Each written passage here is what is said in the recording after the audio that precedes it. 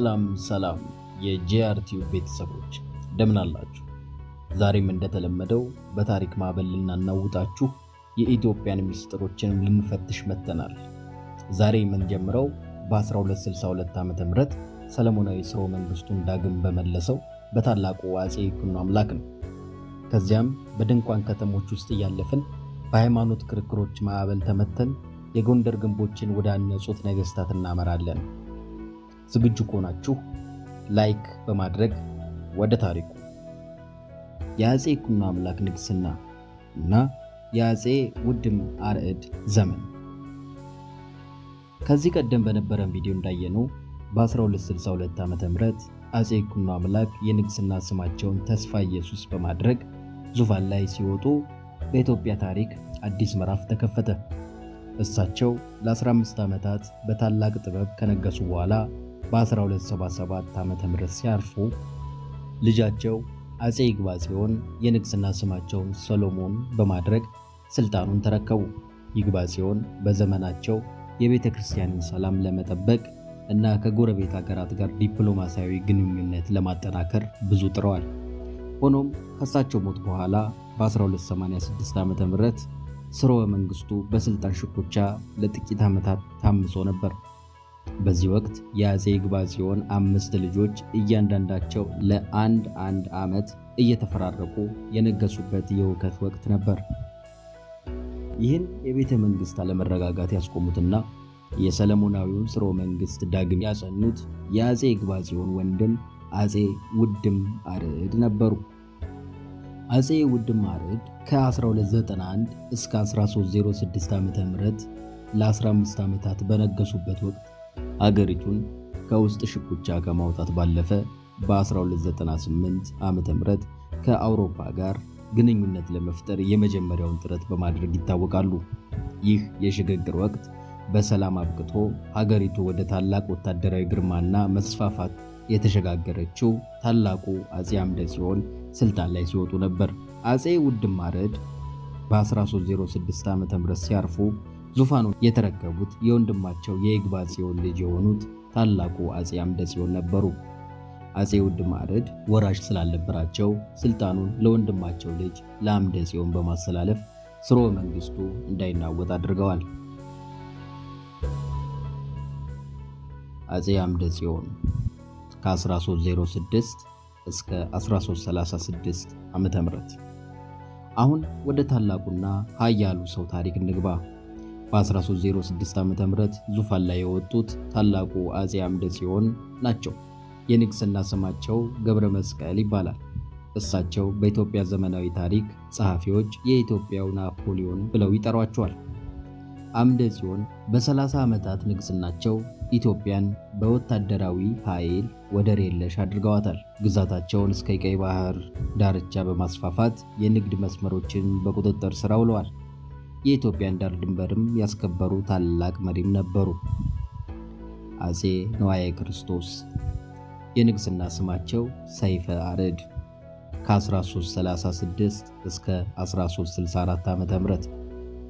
የታላቁ አፄ አምደ ጽዮን የበኩር ልጅ ሲሆኑ አባታቸው በ1336 ዓ.ም ሲያርፉ የእሳቸውን ፈለግ በመከተል ግዛታቸውን ከማስፋፋት ባለፈ ከግብፅ ጋር የነበረውን ግንኙነት እንዲሻሻል ጥሯል። በአባታቸው ዘመን የተጀመሩትንም የቤተ ክርስቲያን መዋቅሮች አፄ ንዋየ ክርስቶስ አጠናክረው አልፈዋል። አፄ ንዋየ ማርያም የንግስና ስማቸው ውድም አስፈሬ ከ1364 እስከ 1374 የአፄ ንዋየ ክርስቶስ ልጅ ሲሆኑ ዘመናቸው በአንጻራዊነት ረጋ ያለ ነው። በስልጣን ዘመናቸው መጨረሻ አካባቢ ግን የቤተ መንግስት ሽኩቻዎች መታየት ጀምረውባቸው ነበር። አፄ ዳዊት አንደኛ የንግስና ስማቸው ቆስጠንጢኖስ ከ1374 እስከ 1405 ዓ.ም። የአፄ ሰይፈ አርዕድ ልጅ እና የአፄ ንዋየ ማርያም ወንድም ናቸው። የሰለሞናዊው ሥርወ መንግስት ታዋቂ ንጉሥ ሲሆኑ ታላቁ አፄ ዘርዓ ያዕቆብ እና አፄ ይስሐቅ የዚሁ የኃያሉ ንጉሥ የአፄ ዳዊት ልጆች ናቸው። ታምረ ማርያም የተባለውን መጽሐፍ ከአረብኛ ወደ ግዕዝ እንዲተረጎም ያደረጉትም እሳቸው ናቸው ይባላል። አጼ ዳዊት ግማደ መስቀሉን አስመጥተዋል። ነገር ግን በክብር ያስቀመጡት ልጃቸው አጼ ዘርዓ ያዕቆብ ናቸው። ይህ የታሪክ ክስተት በኢትዮጵያ ኦርቶዶክስ ተዋሕዶ ቤተ ክርስቲያን ትልቅ ቦታ አለው። ከኢፋት ሱልጣኔት ጋር በተደረገ ጦርነት ታዋቂውን የሰዓድ አዲን ሁለተኛ ጦርን ዘይላ ደሴት ድረስ አሳደው ድል አድርገዋል።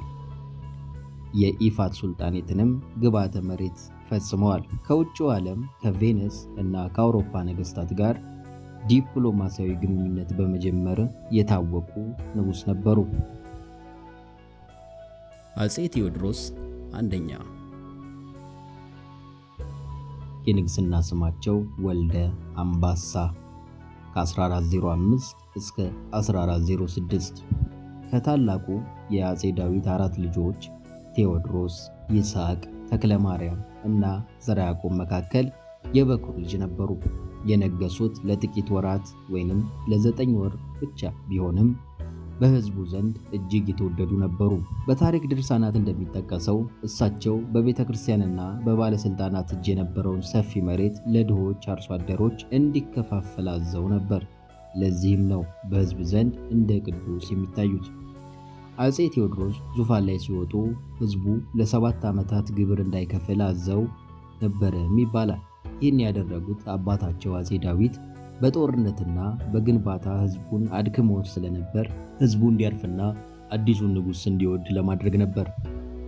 በኢትዮጵያ ታሪክ ውስጥ ቴዎድሮስ የሚባል ንጉሥ ተነስቶ ኢትዮጵያን ወደ ብልጽግና ይመራታል፣ ዓለምንም በፍትህ ያስተዳድራል የሚለው ትንቢት የጀመረው ከእሳቸው መልካም አገዛዝ በመነሳት ነው።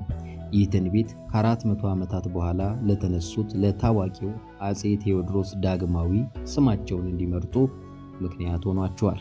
አጼ ይስሐቅ አንደኛ፣ የንግሥና ስማቸው ገብረ መስቀል ሁለተኛ፣ ከ1406 እስከ 1421 ዓ.ም። የአጼ ዳዊት ልጅ ሲሆኑ የንግሥና ስማቸውን ገብረ መስቀል ዳግማዊ አድርገዋል። እሳቸው በምስራቅ ኢትዮጵያ በነበረው ጦርነት የሰዓዳዲን ልጆችና ተከታዮች የመሩትን የአዳልን ኃይል በማሸነፍ ትልቅ ወታደራዊ ድል ተቀናጅተዋል። እንዲሁም ከአውሮፓ ነገሥታት በተለይ ከአራጎን ንጉሥ ጋር የጦር መሳሪያና የወታደራዊ ዕውቀት ልውውጥ ለመፍጠር ጥረት አድርገዋል። ብዙዎች የጦር መሳሪያ ወደ ኢትዮጵያ የመጣው ወይንም የገባው በግራኝ ጦርነት ወቅት ይመስላቸዋል። ነገር ግን ሐቁ ከአንድ ክፍለ ዘመን በፊት አጼ ይስሐቅ የጦር መሳሪያን ወደ ሀገር ቤት ለማስገባት ጥረት አድርገው ነበር። ሙከራው በወቅቱ በስፋት ባይሳካም የቴክኖሎጂውን አስፈላጊነት ቀድሞ የተረዱ ባለራዕይ መሪ ነበሩ። መሳሪያው በስፋት ጥቅም ላይ ውሎ የሀገሪቱን ዕጣ ፈንታ መለወጥ የጀመረው ግን ከ100 ዓመት በኋላ በአጼ ልብነ ድንግል ዘመን በግራኝ አህመድ ወረራ ወቅት ነበር። በሰሜን ኢትዮጵያ በነበሩት የቤተ እስራኤል ማህበረሰብ ላይ ወታደራዊ እርምጃ በመውሰድ ኮሶጌ ላይ ድል ማድረጋቸውም ይታወሳል። ይህም ማዕከላዊ ስልጣንን ለማጠናከር የሃይማኖት አንድነትን እንደ ፖለቲካ መሳሪያ ለመጠቀምና የታዋቂው አዋጅ የመሬት ይዞታና ርስት ሕግ እንዲወጣ መነሻ ሆነ። አጼ ይስሐቅ ከዚህ ድል በኋላ በኢትዮጵያ ታሪክ ውስጥ ትልቅ ተጽዕኖ ያሳደረውን አዋጅ ለቤተ እስራኤላውያን አወጡ። አዋጁ እንዲል ነበር: በክርስቶስ ያመነ ርስቱን ይውረስ፣ ያላመነ ግን ርስቱን ተቀብዬዋለሁ አይውረስም። ይህ አዋጅ ለቤተ እስራኤላውያን ፈላሻ ወይም ተሰዳጅ የሚል ስም እንዲሰጣቸውና የርስት መብታቸውን እንዲያጡ አድርጓል። ይህም ማህበረሰቡ እምነቱን ቀይሮ ወደ ኦርቶዶክስ እንዲገባ ለማስገደድ ብሎም እምነቱን ያልቀየረውን ማህበረሰብ የመሬት ባለቤትነት መብት ወይም ርስት በመንጠቅ ኢኮኖሚያዊ አቅሙን ለማዳከም ነበር። የሽግግር ወቅት ከ1421 እስከ 1426 ዓ.ም። በአጼ ይስሐቅና በአጼ ዘርዓ ያዕቆብ መካከል ባሉት 5 ዓመታት ውስጥ የሥልጣን አለመረጋጋት ስለነበር የሚከተሉት ነገሥታት ለጥቂት ወራት ወይንም ዓመታት ነግሰው ነበር። አጼ እንድርያስ። አጼ እንድርያስ የይስሐቅ ልጅ የዳዊት የልጅ ልጅ ሲሆን ከ1421 እስከ 1422 ባሉት 6 ወራት ነግሷል። የሚገርመው የታሪክ አጋጣሚ እንድሪያስ ካጎቱ ከተክለ ማርያም ቀድሞ የነገሰው የአባቱን የአጼ ይስሐቅን ዙፋን በቀጥታ በመውረሱ ነው። ነገር ግን የእንድሪያስ ዕድሜ አጭር በመሆኑ ስልጣኑ እንደገና ወደ አጎቱ ወደ ተክለ ማርያም እንዲመለስ አደረገው። አጼ ተክለ ማርያም አጼ ተክለ ማርያም የዳዊት ልጅ ሲሆን ከ1422 እስከ 1425 ባሉት 3 ዓመታት ውስጥ ነግሷል። አጼ ስርወ ኢየሱስ አጼ ስርወ ኢየሱስ የዳዊት የልጅ ልጅ የተክለ ማርያም ደግሞ ልጁ ሲሆን ከ1425 እስከ 1426 ባሉት 8 ወራት ብቻ ነግሷል።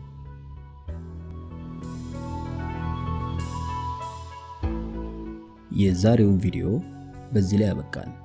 በቀጣይ ከአጼ ዘርዓ ያዕቆብ ቀጥሎ ያሉትን የኢትዮጵያን ነገሥታቶች የምንቃኝ ይሆናል።